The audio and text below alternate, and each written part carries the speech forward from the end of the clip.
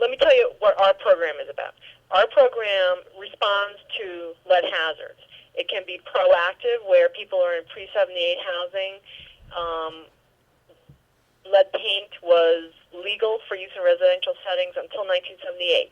The older a piece of housing is, the more likely it is to have lead in the house, in lead paint, or in windows, in the window trim.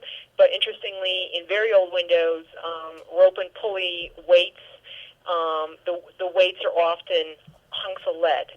So the older the vintage of the housing, the more likely it is to have all kinds of leaded elements. It could be inside or outside, but where it becomes a problem for children is where there are friction sources. So not just a piece of wall standing there is not necessarily a problem, but if it's degrading paint, if it's becoming chipping, peeling, and turning over time into dust. If it's on a friction surface like a door or window, or in a treadway where people are walking, creating friction with their feet. Or if it's outside, on the outside of a house or on a porch where it's alligatoring off, it's peeling off, it's flaking off, and then it's falling into the soil where, kids are compelled to dig in soil, because it's fun. So it can become smaller than chips and become more like dust, which becomes a hazard for children through,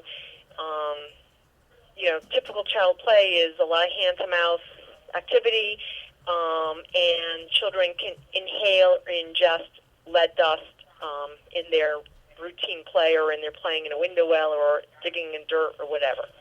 So our program can help to remove lead hazards from pre-78 housing, where the bulk of hazards may be found. Could be in a rental unit, could be in an older house with deferred maintenance, could be anywhere. It really is not about the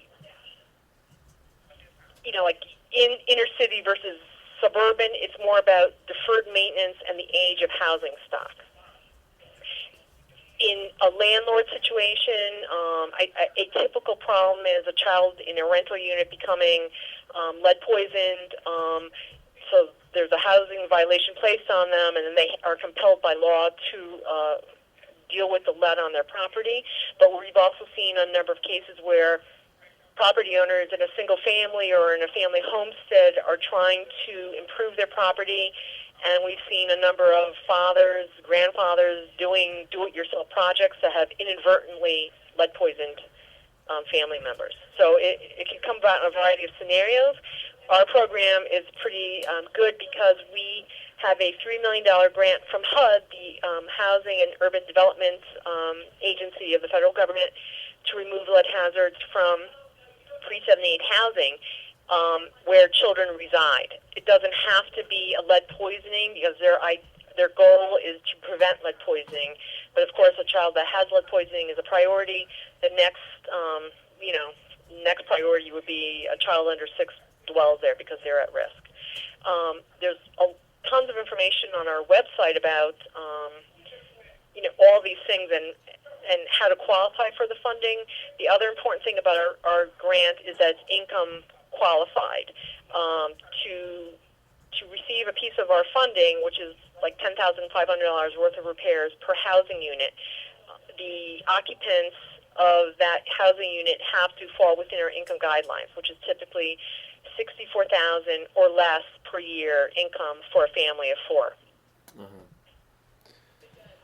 And supposing they would have to move out of the house, is there any money allocated for temporary housing? If someone qualifies for the program, goes through our entire process where we bid the job out, we spec out the work, the whole thing.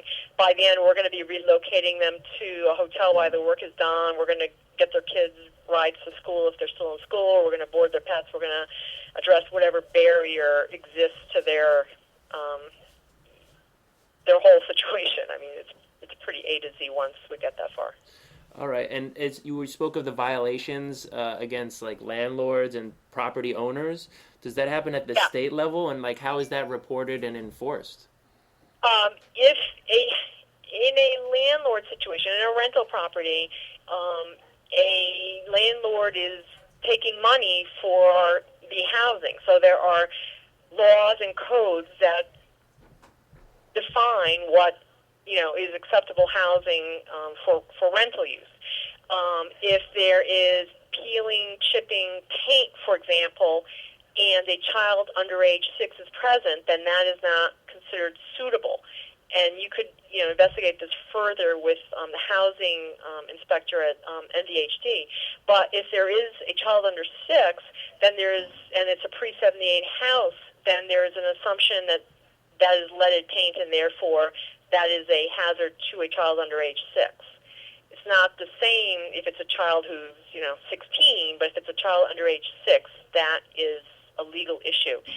With our organization as an enforcement agency, but also with the different towns, the municipal towns have each town has their own building inspector, and that would become an issue if a tenant complained that there was peeling paint in their housing unit and they rent it from a landlord and they have a child under age 6. All right. Does from beginning to end, does it take very long for a case to be opened and for like a house to be renovated, or is it dependent on the family's income, or what are the major barriers? To qualify for a program, a house must be pre-1978 construction. The property owner must be applying for this. A tenant cannot apply for this on behalf of the property owner. It must be the person in control of the property. The property needs to be up to date on mortgage, property taxes, different things like that. The property, the tenants, if it's a rental situation, each unit qualifies for participation in the program based on the income of the occupants. So if it's a two-family house and say one unit, the people qualify because they're within our income guidelines, and the other apartment does not qualify, then we only can address the lead hazards that are found in the unit that qualifies and in the common areas like the hallways, the porches, that everyone needs to take to get to the apartment doors that they live in. If a unit is vacant, we can also address that, because when a property is accepted for participation in our program, a contract is signed with the property owner who understands that they need to give preference in future renting to people who qualify within our income guidelines, people with children, people that make the income that we're talking about. All right. From beginning to end, it's kind of driven by how quickly the property owner goes. Some people have completed their applications in hours and brought them in, but from turning in an application to probably construction done is probably 4 to 6 months, depending on what time of year it is as well for weather. All right, very good. Is there any expense to the families or the property owners if they are eligible? Like, do they have to, put down a certain money towards their own renovation, or is it entirely covered by federal? It depends upon the nature of the property. We can put in up to $10,500 currently into each housing unit, if it's a typical housing unit. If a child with a lead elevation lives there, we can go up to $13,000, so a little extra to address more specific needs of a child with an elevated blood level.